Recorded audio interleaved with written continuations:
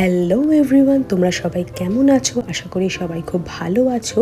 শীতকালে পিঠে বানানো আর খাওয়া আমাদের বাঙালিদের একটা রিচুয়াল। আর এই পিঠে কীভাবে খুব সহজে তোমরা বানাবে আজ তারই রেসিপি তোমাকে বলবো। সবার প্রথমে নারকেল কুড়িয়ে নিয়ে তার সাথে খোয়া ক্ষীর মিশিয়ে সেই মিক্সচারটাকে একটু গরম দুধের মধ্যে দিয়ে তার মধ্যে সামান্য চিনি আর এলাচ দিয়ে একটু নেড়ে নিতে হবে শুকিয়ে যাওয়া পর্যন্ত। এটা হলো আমাদের পিঠে স্টাফিং। এরপরে জলের মধ্যে সামান্য একটু নুন দেবে স্বাদ মতো, আর জলটাকে কিছুক্ষণ গরম হতে দেওয়ার পরে তার মধ্যে চালের গুঁড়ো দিয়ে ভালো করে নেড়ে নিতে হবে।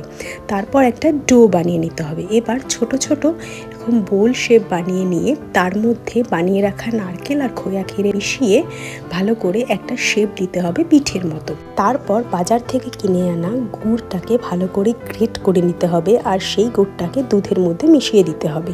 আর এক এক করে বানিয়ে রাখা পিঠেগুলোকে তোমরা দুধের মধ্যে ছেড়ে দেবে আর একটু এলাচ দেবে, তাতে একটা সুগন্ধ আসে।